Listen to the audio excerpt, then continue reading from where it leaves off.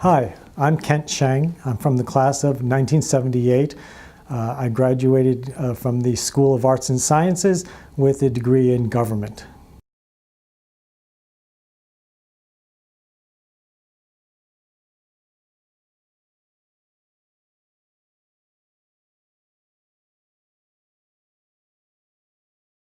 I think alumni-student interaction can be very meaningful in two ways.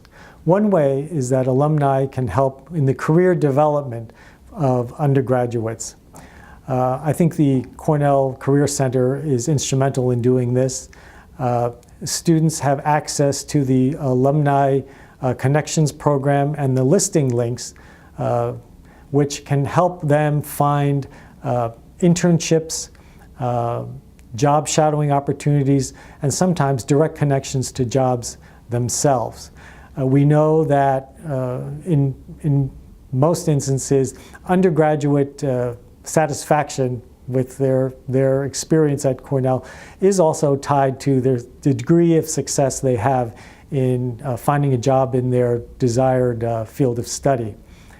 The other aspect I think that's very important for us is that alumni can have a great impact on the personal development of students. And I think here that's a little bit of an individual thing in that it takes the right kind of alumni to want to set aside the time and also to have the right motivation to impart or offer their knowledge about a certain field or their experience or their attitude towards things and offer that to undergraduates, and also to have the students want to desire to learn more about what the alumni has to offer. To that extent, I think that I would tell the trustees to maintain the platforms and settings that are already in place where successful alumni and student interactions can occur, and to augment them or to keep them in mind as they plan for future programs and even housing plans. One example I would give of this is like the West Campus house system. There, each house welcomes alums to come in and offer talks in a very informal setting, sort of like a fireside chat, and tell the undergraduate students there a little bit about their experiences, and to also field questions and find out more about what the undergraduate life is about. And that has worked very, very well.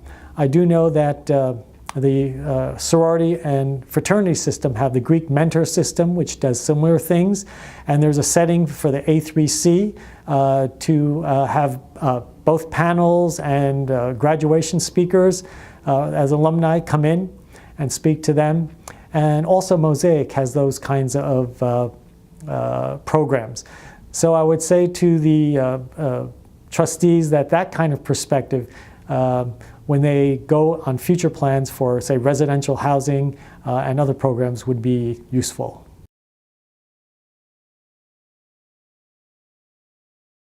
There's a saying that goes, "I hear and I forget. I see and I remember. I do and I understand." And I've always tried to be a doer. I've kind of have an attitude of rolling up your sleeves and wading into the issues and projects that are set before me. Now, sometimes you get to start on the ground floor, as when I helped found the Cornell Asian Alumni Association in 1990, and I helped draft their first set of bylaws. And sometimes you're in the middle. That is, you run a reunion, or you are heading up a banquet committee to raise funds.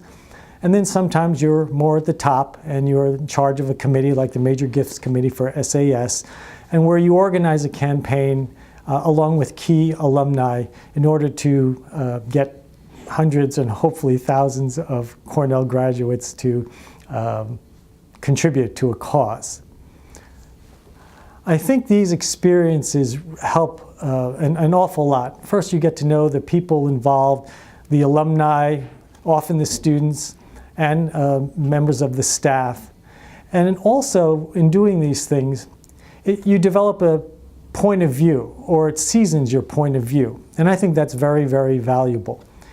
I think any board, and the boards I've been on, always want someone who's capable, and they always want someone who's genuinely willing, but they want someone who has an experience or sufficient experience to give them a point of view, so that when they ask you, what do you think, you have a reply.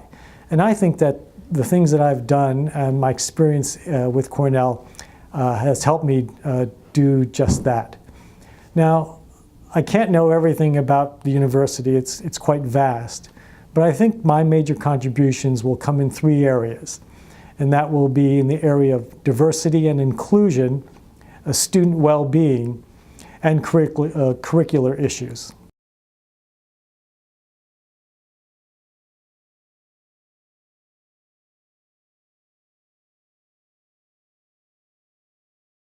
I think when you talk about the principle of any person, the heart of the matter really is financial aid. Cornell has been blessed with very generous alumni, and they enable us to continue the need-blind admissions policy, which is so key to getting good students. And a lot of other schools don't have that. And I think this is a key factor in the degree of diversity we have in our student body. 44% of incoming students for 2020 are students of color. And more importantly, of the students that ask for financial aid, Cornell gives 91% of them financial aid. So that's very important. The second thing also is that once those students are here, you've got to provide a welcoming environment, and an environment where they will thrive. And I think Cornell does that. In the years I've been here, I've seen a dramatic expansion in Cornell's on-campus programs, the expansion of student groups and support groups, and also themed housing. North Campus has 8 themed houses that provide a backdrop for students who have special areas of interest or special areas of study. I think when we talk about any study, we are talking about an expansion of not only curriculum, but the way of thinking about any study. When I was a freshman, we never had a course called Introduction to Asian American Literature. And you would not find economics courses which were blended in with behavioral sciences, which is sort of the initiative that Cornell has undertaken in terms of interdisciplinary studies. And in fact, in CALS, you can have a major in interdisciplinary study. But more than that, I think they've expanded the definition of any study to include study outside the classroom and study in other areas. So now that if you study abroad, you can study in Beijing, you can study in Rome, London, take a semester in New York, take a semester in Washington, D.C. And I think those are very important. Also, not only inside the classroom, but outside the classroom, the definition of any study has expanded so that there are projects you can do with off-campus communities and internships, which take you away from the campus. I think Cornell Tech is a good example of this, where we have more applied learning techniques, where our graduate students, and maybe to some extent later in the future, our undergraduate students, will benefit from the knowledge of working with entrepreneurs and actual practitioners.